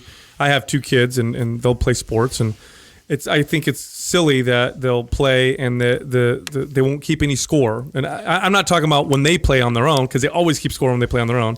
I'm talking about organized leagues who will say, oh yeah, the kids are going to play, there's no score. And so we always talk about how that's silly, because you learn more from losing many times than you do from winning, and it's silly that they don't do that. But I speculated that was probably the result of a lot of fatherless homes, and you have a lot of moms who now are organizing these leagues, and and they don't want anybody to lose, and it's usually the dads that are ones pushing for the winners and losers. Do you think that's an accurate speculation? That is, again, right on. Perfect. As a speculation. Okay. And the and it's Sal just wants all these bonus points. No, I'm glad. Was that right? Because I've said that several times. I want to make sure I'm not wrong. No, I'm just messing. No, this is absolutely the case. What dads need to communicate to moms is that you're training children to win comes with training children to lose. When you train someone to lose gracefully and lose, you train them to focus. You train them to be a good sport. You train them to know to take risks and to know what does and doesn't work and have it be measurable. You do have a greater likelihood of increasing the adrenaline to experiment, to do with what works and what doesn't work. You're training children for being able to be successful in business, being able to be successful in being rejected by somebody else that you want. Real life. For real life. All of You real lose life. a lot in real life. Exactly. And to protect children until they're in college, and then continue protecting them in college like we're doing now, and then to send them out to real life is cruel. Do you think that what we're seeing now with the cry closets and the victimization, everybody's a victim, by the way, Except white males. Right. That's the one that is it. Do you think that is the result of now maybe 2 generations growing up, half of them without fathers? Do you think maybe that? Absolutely. Part of what dads need to communicate, and as I said before, let's blame the moms here. We dads have to take responsibility for reading about what our unique contributions to parenting is. And then we have to explain that to moms, and then we have to be strong enough to be okay with moms being sexually withdrawing from us or emotionally withdrawing from us while they and we talk through intention mode what is best for the children. Now, why did you say that? Is that because when a wife or a mom sexually withdraws from a man, we give in? That's right. Okay. Because you're saying we need to be okay with that. In other words, yes. she might not want to sleep with you for a couple of weeks while you argue over this, but be okay with that. That's right. Okay. We have to have the strength to be okay with not being manipulated by sexual withdrawal. And the strength to be okay. It's a powerful tool. It's a very powerful tool. And it's not just sexual withdrawal, it's also emotional withdrawal. Sure. And very few women have any idea of how much we want to be loved by women. because we can't communicate with each other in very loving and caring ways, we have more dependency. We have more of our emotional eggs are in the basket of women. And so very few women know that, and yet at the same time they know that. And so they do withdraw, and then we eventually give in. And so then we ask ourselves the question, okay, the one thing we are valued for is bringing home a good paycheck. So I'll go back to, so I'll withdraw from being an equally just work more. What's that? And then just work more. Just work more. And so then we experience what I call the father's catch-22, which is we learn to love the family by being away from the love of the family. But when we ask men a different question. By the way, you just explained my whole divorce right there. Wow. That's 100% what happened between the two of us. Tell us more. Oh, it's 100% what happened. There was withdrawal from, connection, sex connection, my withdrawal to work, and that just for 15 years, and it just turned into a divorce. 100% what you just explained. So, yeah. And it's deeply sad because there's a liberal think tank called and research center called the Pew, P-E-W Research Center. Sure. And they, for the first time, they asked dads who were working full-time, what would you rather do, work full-time or be involved with your children full-time? That is, completely give up work and be involved with your children full-time. And 49% of children, of fathers said they'd prefer to be with their children full time, but they couldn't be because they had to earn the money. Sure. And that is what feminists are completely missing. And that is what is, and so almost every problem of the boy crisis goes back to that fatherlessness, because it is fathers who are more comfortable requiring children to go out of their comfort zone. So, for example, a kid comes home from school, and let's say he's 7 or 8 years of age, and he says, Mrs. Moyers, she hates me. I want to get out of Mrs. Moyers' class, and it's the first week or two of school. And so mom is far more likely to say something like, oh, sweetie, I don't want you to have a bad experience in school right when you're so young in formative years. So, or she's thinking that to herself if she doesn't say it in those words to her 7-year-old son. And she's saying, I'll tell you what, sweetie, I'll meet with the teacher, or the principal, and we'll get you the other teacher who would probably be better for you. And so, and dad is more likely to say, sweetie, in life, you're not going to get along with everybody. And you have to learn how to get along with somebody. So maybe you should move out. But before you move out, let's find out from Mrs. Moyers why she's behaving the way she is. You share with Mrs. Moyers what your upset is, and listen to Mrs. Moyers what her upset is. By the way, sweetie, what do you think if I talked to Mrs. Moyers? What do you think she would say? And then the mom will be looking on and saying, well, what do you mean? Our son is suffering here, and you're asking him what's wrong with him.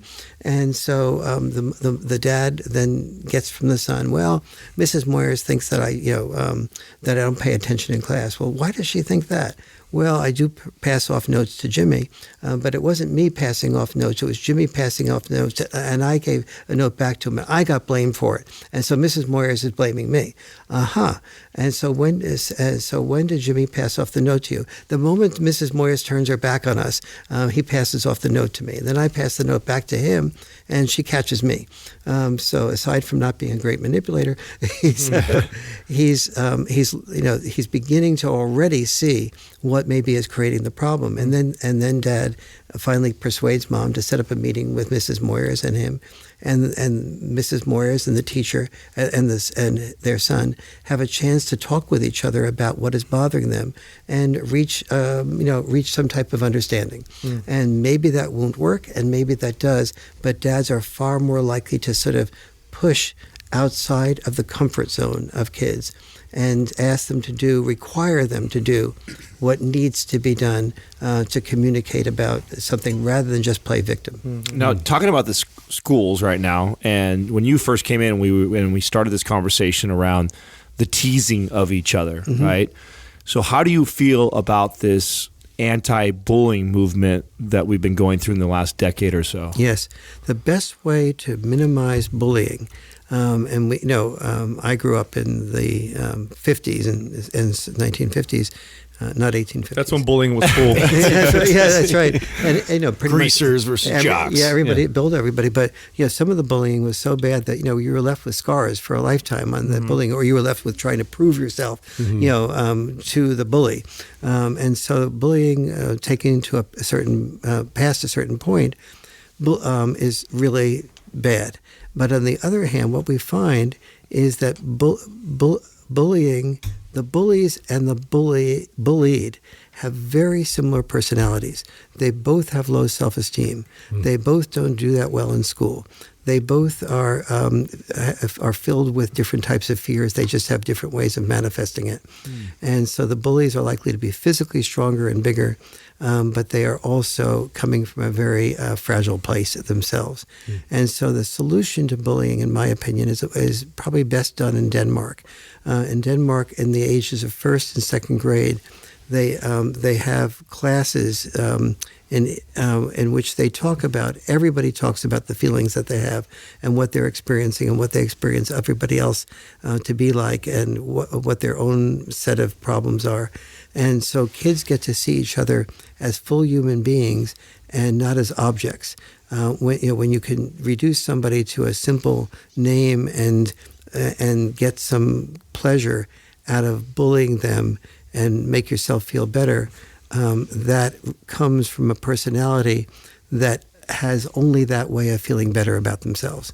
And so the solution to bullying is to work on the self-esteem of the bully as well as the bullied, and to also work on the communication process. So everybody in that classroom sees each other as a full person and sees the amount of pain that occurs and feels the pain that occurs from somebody that is bullied or pushing around. I also think you want to go? Yeah. Do you see any value too with some schools I know that have structured it where they have different age groups all learning in the same facility, and that way, like you're able to. Inevitably, you're going to see the older kids kind of sheltering the younger kids, or the younger kids looking up to the older kids. And I'm pretty sure they've shown a little bit less on the bullying because of that as a result. But have you looked into that at all? Yes, and there's two important dimensions to that. One is when you have that, it's often coupled with a mentoring process. And so where the older boy or girl has somebody that they're mentoring, and where the younger boy or girl is being mentored by somebody. And so being mentored by somebody is very helpful. But more helpful than being mentored by somebody is being a mentor. So when you have that type of integrated class age-wise, and let's say I'm a 14-year-old boy, and I have a tendency toward bullying, but bullying is not approved of in the school. And so when I start to bully, I worry about how the 9-year-old boy is going to think of me if I'm seen as somebody that's negative in the school and not a really good role model. So the power of being a mentor is like the power of being a dad. You start becoming more responsible. That's interesting. And more balanced. Interesting. I do think that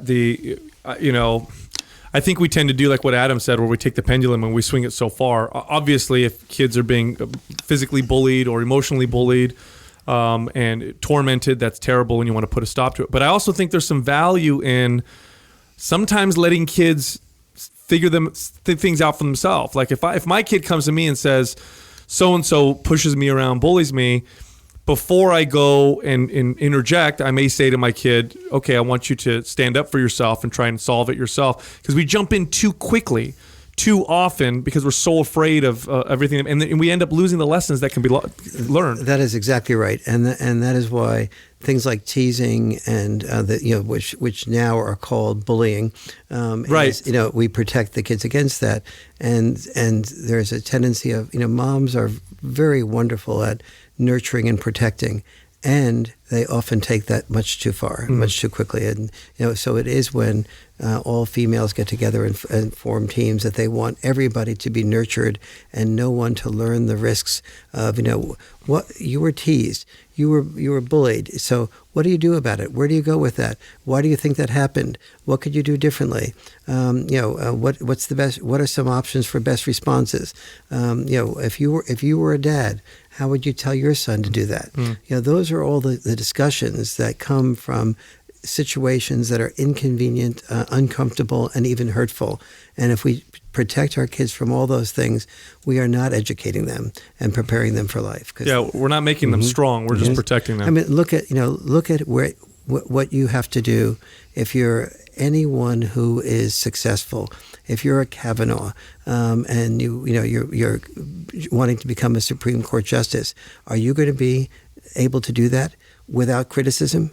Every part of your past is going to be ripped apart. Now, if you're somebody that could only take praise and you can't take criticism, you're going to fall apart in the process of becoming successful. Let's talk about that for a second. That situation with Kavanaugh. He's the gentleman that's going to be potentially appointed as a Supreme Court justice, and a young lady comes out and says that he sexually assaulted her 30-something years ago. So she was 15, he was 17 years old.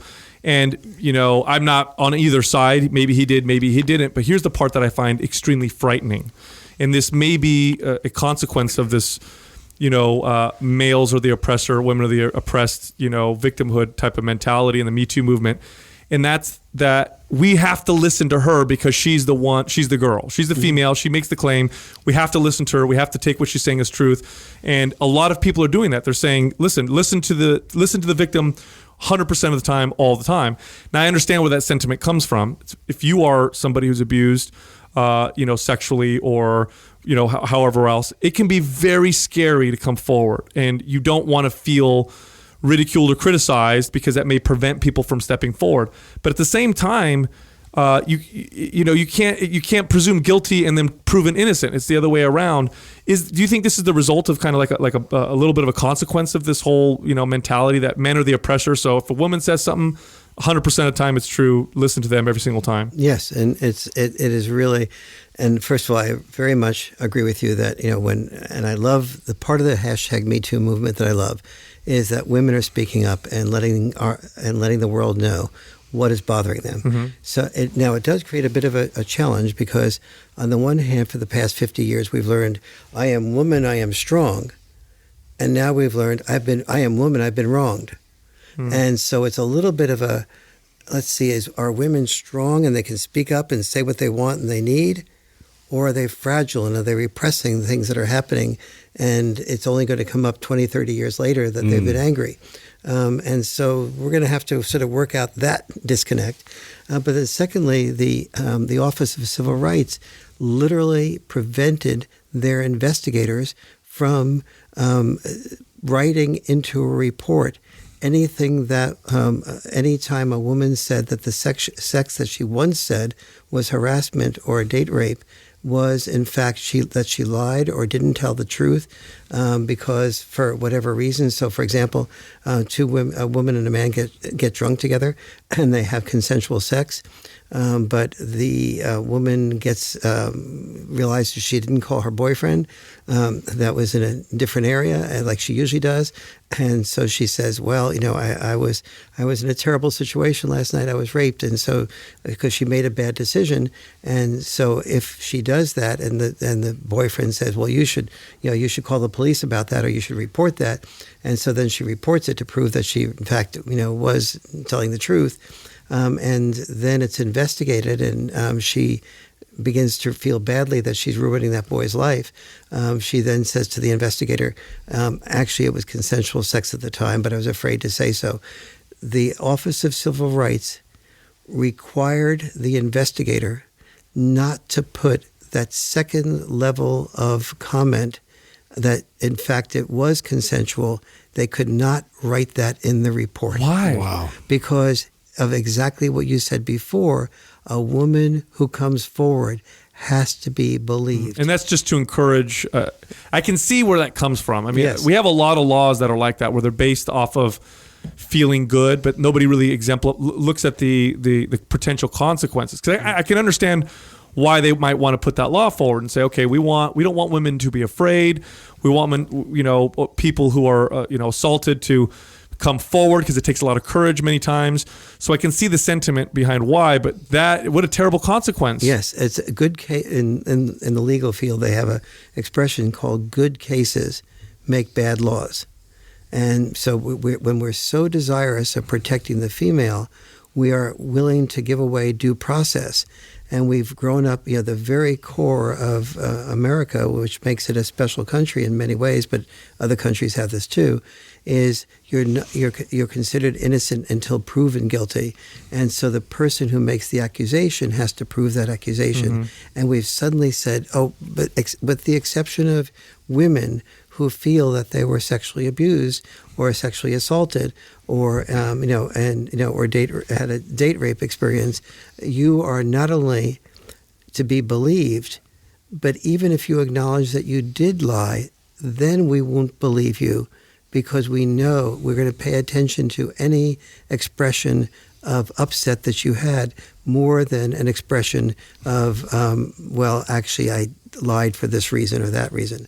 And we have very few good studies of the percentage of time that women lie in these situations. But in The Myth of Male Power, I did uncover 4 or 5 very good studies to this effect. And the range was between 40% and 60% that women did not tell the truth. Wow, I would never guess that. I would have thought it was an extremely small percentage. Yes. And that's what we're left with from the feminist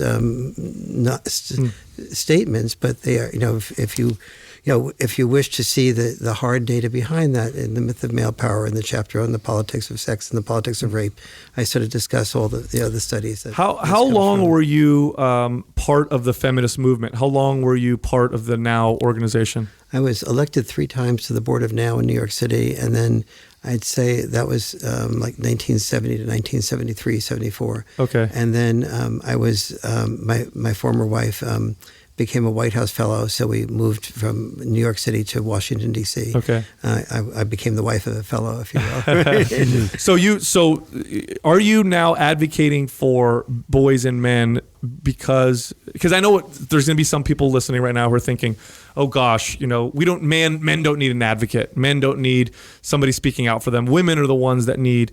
But in some cases, I agree. But also, women do have a lot of advocates, a lot of people speaking out on their behalf, and there's nothing wrong with that. Are you doing this for men because you just see nobody's doing it? That's basically correct.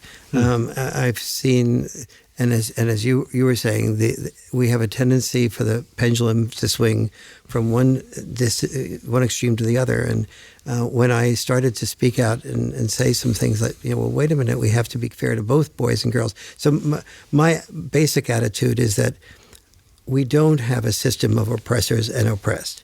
We have that when it comes to male-female issues, we're all in the same family boat. Whenever only one sex wins, both sexes lose. Because my wife and I, we're in this together, and if she's hurt, I'm hurt. And if we get a divorce, our children suffer.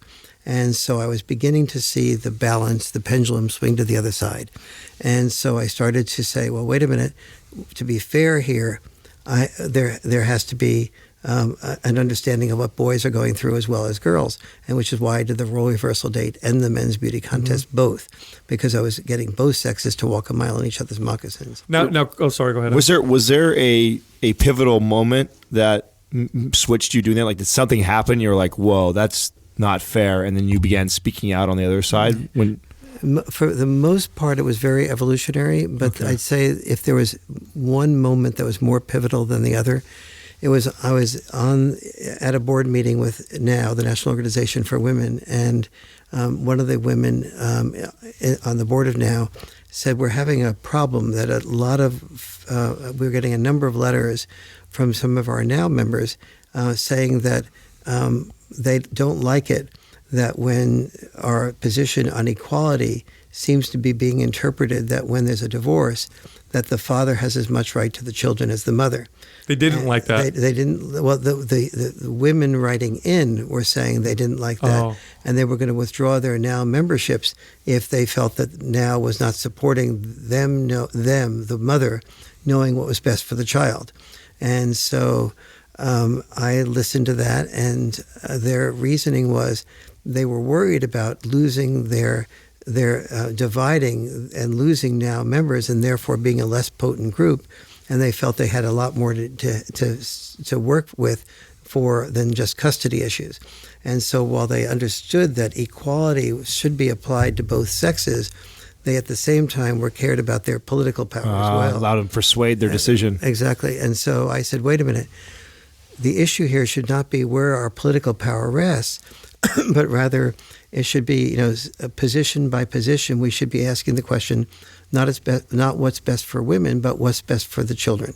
And so they said, well, women should have the freedom to raise the children the way they want. And I said, well, you should have freedom to have children.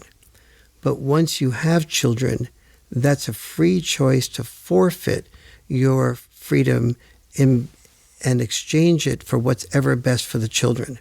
Your personal freedom does not trump your children's best outcome. And so they said, well, so what do you think we should do? And I said, well, I think if you want to work from an equal perspective, children should have both mother and father. And well, then what about a woman who meets a new man and wants to get rid of a oppressive husband and wants to move to a new area, which is the new man has a better and out of state, and they should have the right to do that. And I said, well, we have to do research and find out how children turn out when they have this outcome. So then I began my research that led to a book called Father and Child Reunion, and I started to see that my instinct on that children do best when they have both parents, was way much more accurate than I expected. But then this was 30 years ago, 20 years ago when I had this dispute with Now. But that led people at Now to be suspicious that I wasn't just supporting women, that I was also taking fathers into consideration and children into consideration. And so I began to lose some of my speaking engagements. And then I had to ask myself, do I want to, I was doing extremely well financially, speaking all around the world on women's issues. And it was really clear to me that if I started to do this type of thing, that I was going to lose that type of, career support. And I was able to get on, I was on every major TV show, the Today Show, the Tomorrow Show, and People Magazine, Parade Magazine. I was centerfold features and stuff like that. And I had and people were coming to my performances at, in numbers over 1,000. And so it was, it was seductive in a lot of ways and very financially helpful. And so I really had to confront myself and say, am I in this for the money and the fame, or am I in this to really help men and women understand each other? God, how many people struggle with that decision right there? Yes, exactly. And what happened when you made that switch? Did you just lose gigs and I went from maybe 50 to 60 highly paid speaking engagements at universities per year to 0 to 1. Oh, shit. Wow, just like that. At universities. I do, since the Boy Crisis book has come out, I've been doing them, speaking engagements at a lot of different types of places, but not any at universities sponsored by a university. Wow. I've watched a lot of your videos and talks, and obviously we've talked now for over an hour, and to me, you're advocating for real equality, freedom for everybody, both genders. You're saying things like, look, here's the problems that men or boys are encountering. You're advocating for fathers to be fathers, and that you're saying that it's best for a child to have both parents, which sounds like common sense to me. Why are you getting so much hate? Why are people? It doesn't make any sense to me. I don't understand it. It's rational thinking. Yeah, on one level, it doesn't make any sense to me, but I do remember, when I first started coming out with these things, guys would come up to me, men in my men's group, and say, "Warren, do you realize if you say this, what will the feminists think?" And it was like, Bob, I'm not going to live my life trying to kowtow to somebody's thinking that I don't feel is good in the long run. Well, you're going to lose all the income you're making in the gigs. And he was 100% right. But I said, well, I got a PhD for a reason. And one of the reasons I got the PhD was so I could be economically secure if my speaking out in this way does not succeed. And clearly I lost, multiple millions of dollars. And I was up for, apparently I only found out later, a MacArthur Genius Award that, when they found out that I was, taking the positions I was taking, apparently somebody spoke up and volunteered that information, and I was dropped from the consideration. And a number of things like this that I don't want to elaborate on too much, because I don't want to sort of, be in that position. Sure. But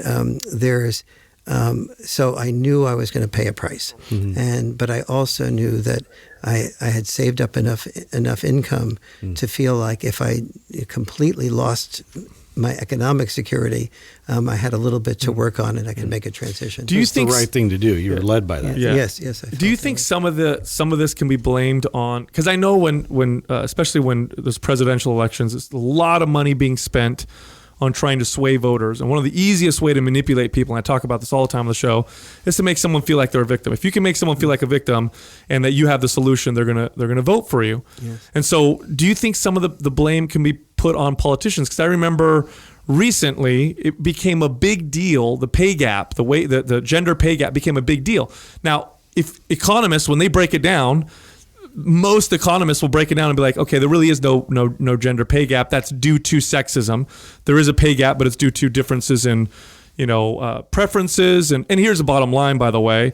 If a company can hire an employee that does the same work for less money, that's all they'll do. So in other words, if it were true that women got paid less purely because they were women, women fill the companies. Companies would hire all women. They outsource to other countries for this exact reason.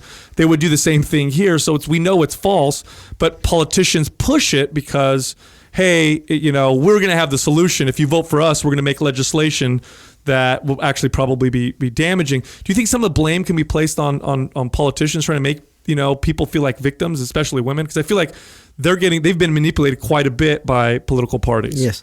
A politician can only be a step ahead of the people.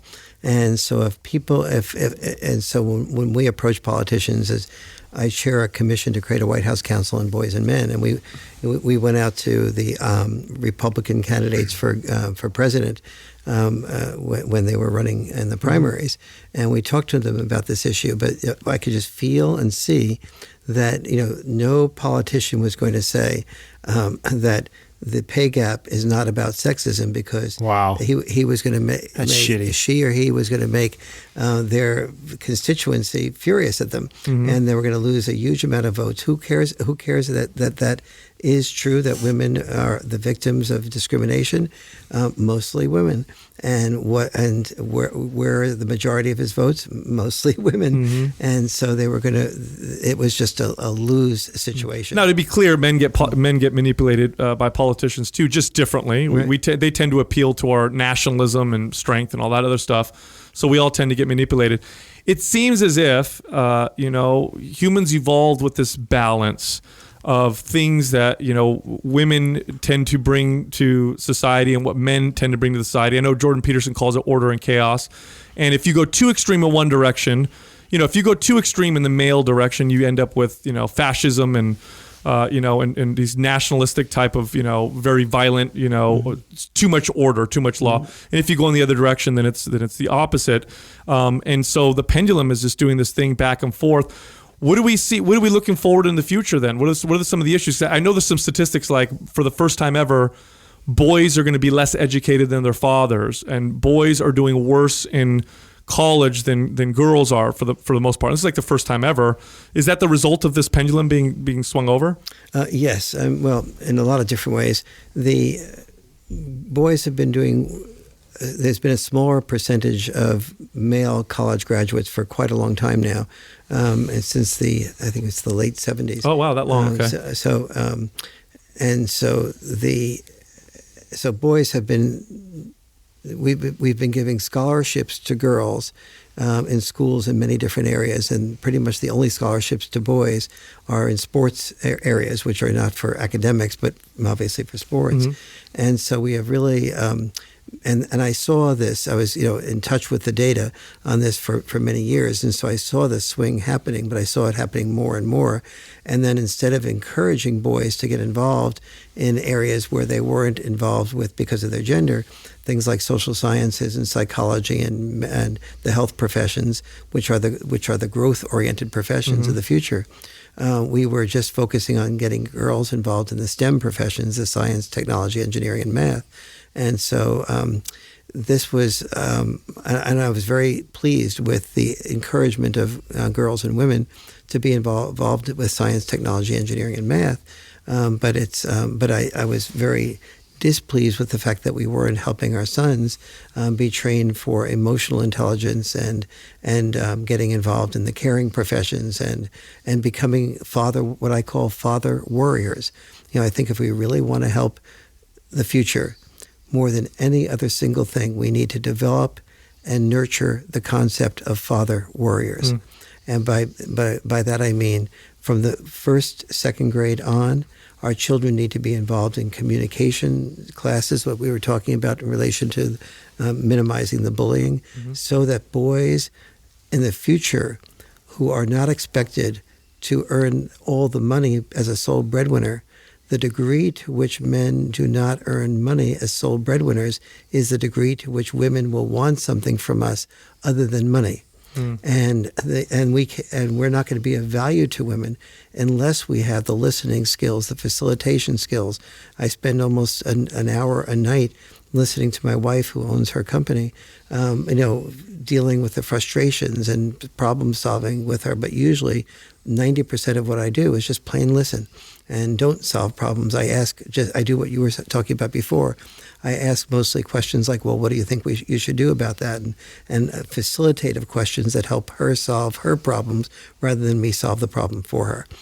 Or say to her something like, you should really don't worry about working. I'll take care of that, and try to protect her from something she gets a great deal of purpose out of. Yeah, I think that's important. I think it's important that we create a culture where boys and girls feel that they can be whatever they want. Yes. But I also think it's equally important that we don't go so far as to create laws that force situations to happen, because there's a lot of unintended consequences of doing that. If you think that the gender pay gap, for example, is due to sexism, which it's not, but let's say you pass law, you're like, it's due to sexism. So you pass all these laws.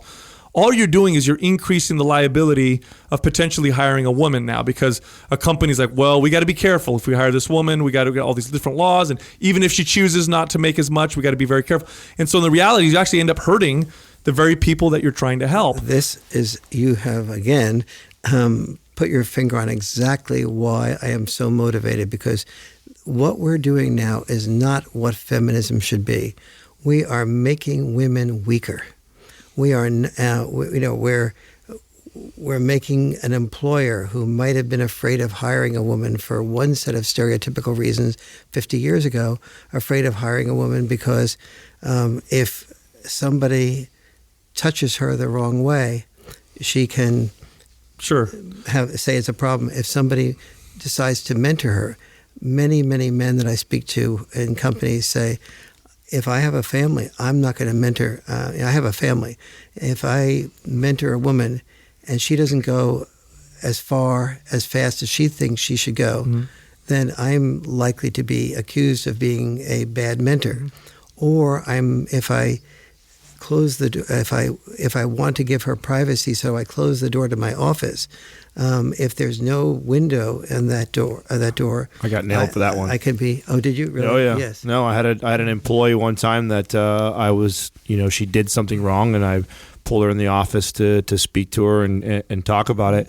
And she flipped it around on me and called HR for, cornering her and locking her into an office. And because she's a female and it was just me and her, I almost lost my job over it. Yeah. Well, subconsciously, even if you're the most self-aware, evolved individual, subconsciously you may have these fears from hiring women or whatever because of some of these laws that get passed because they feel good, and they end up hurting people. It's funny, economists talk about this all the time.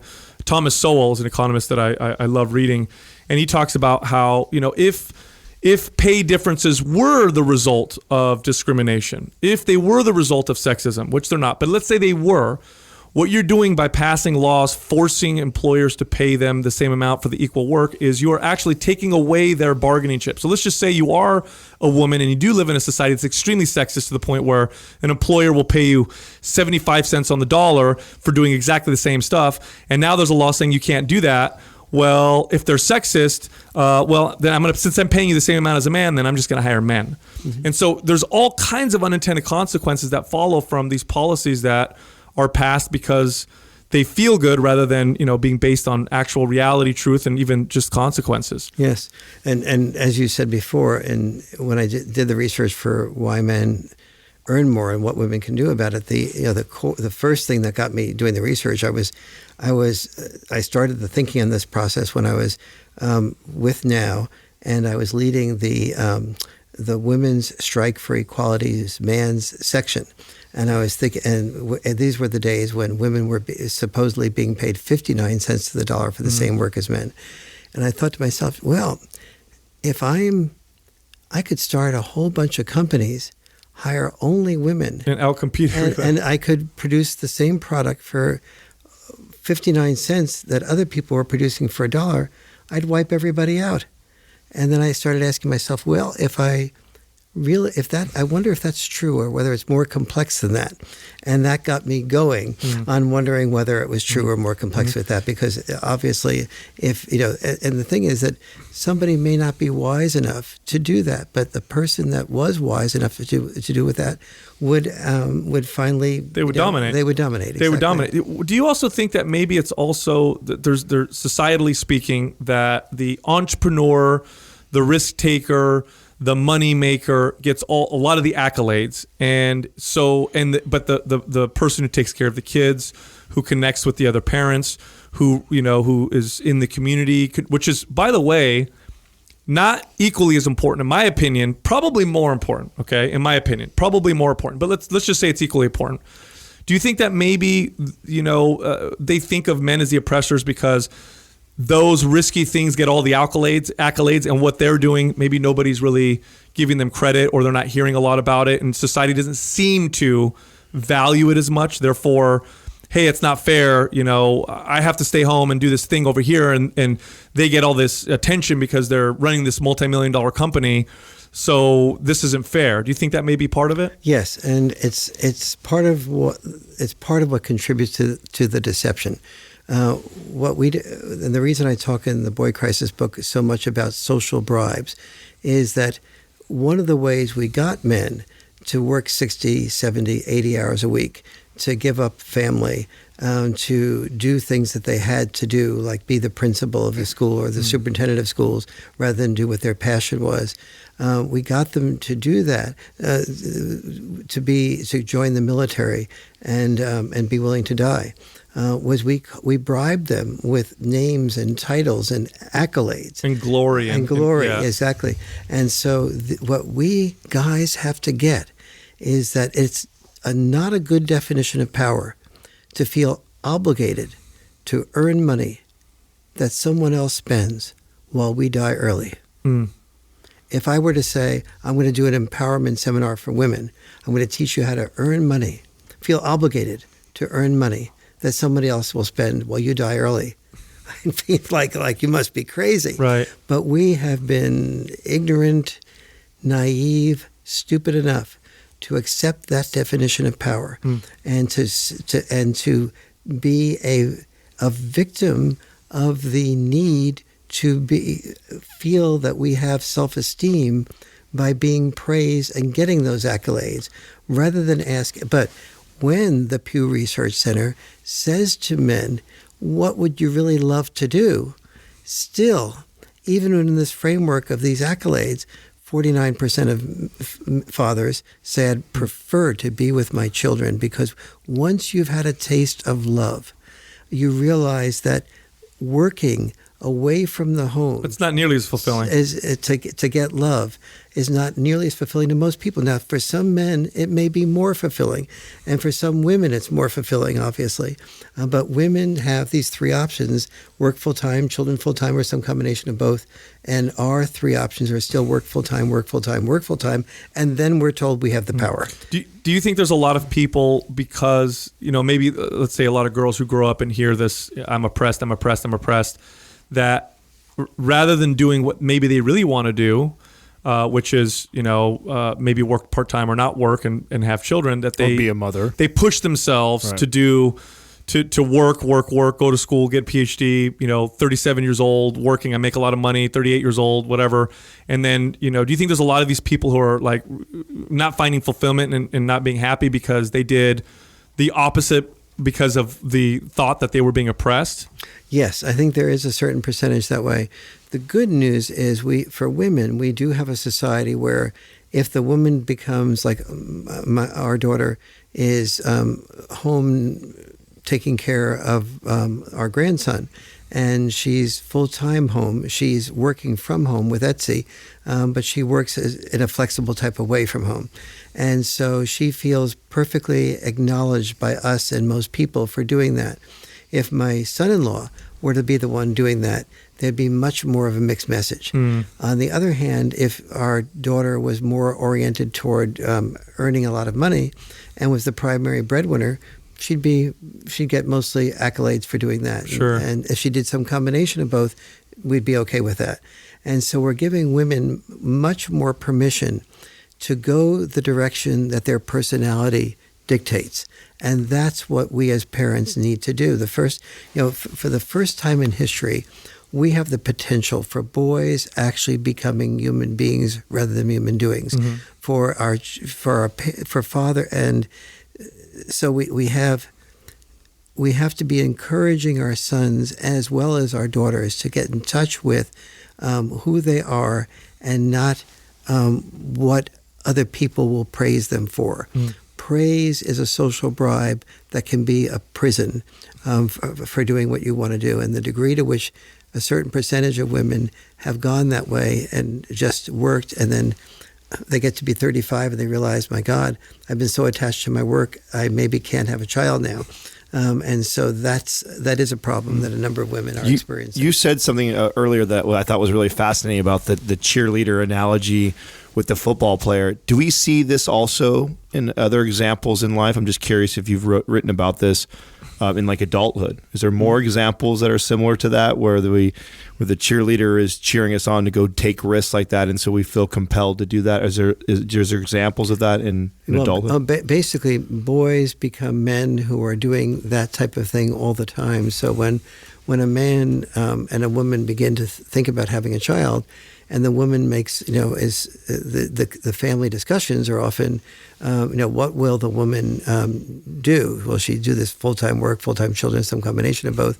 And the man sits around sort of waiting for, okay, after she makes her decision, I have to figure out how much money I need to make it, to be able to move into a good neighborhood with good schools and so on.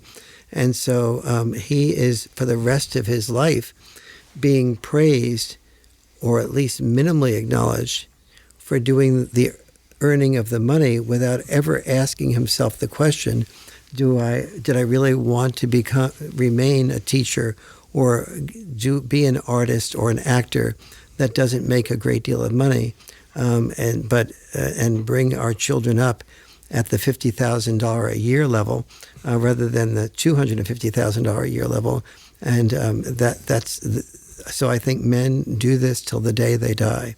And oftentimes when a man's reputation is for, he got to a certain level and as a CEO or as a top executive, and that's what we admire him for. In fact, when you ask him, would you have loved to have spent more time at the office, or would you have loved to have spent more time with the family? Almost to a man, men say, I wish I had spent more time with my family rather than at work.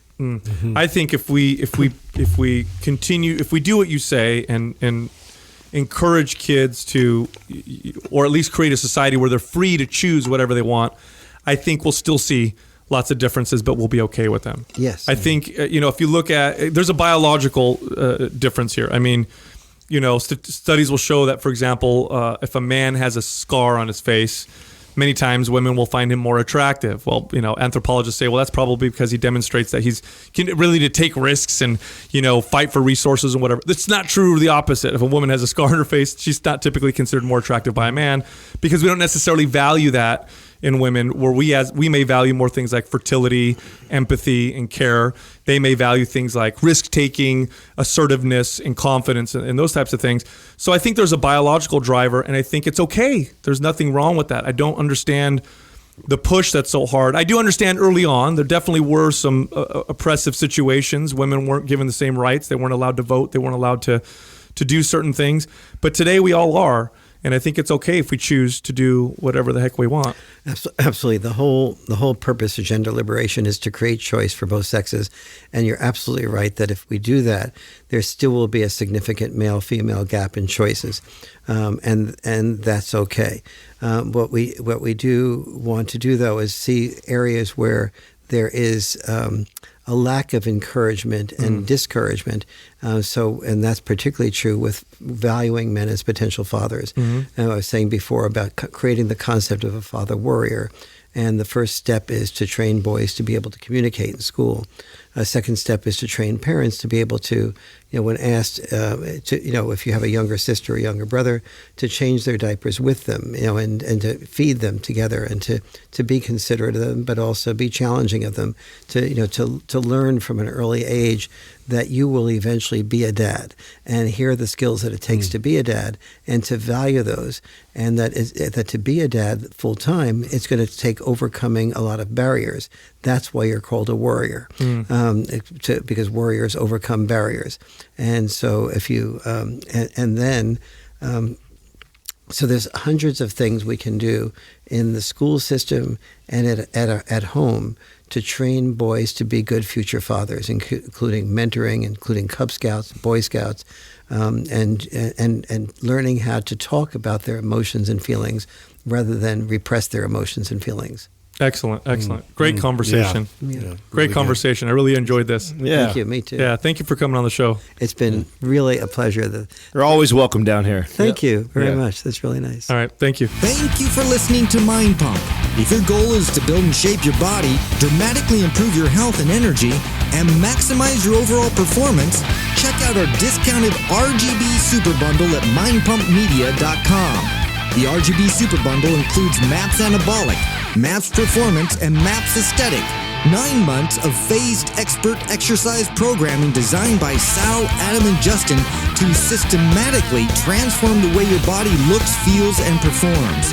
With detailed workout blueprints and over 200 videos, the RGB Super Bundle is like having Sal, Adam, and Justin as your own personal trainers, but at a fraction of the price.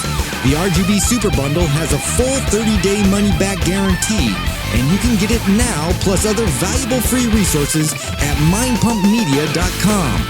If you enjoy this show, please share the love by leaving us a 5-star rating and review on iTunes and by introducing Mind Pump to your friends and family. We thank you for your support, and until next time, this is Mind Pump.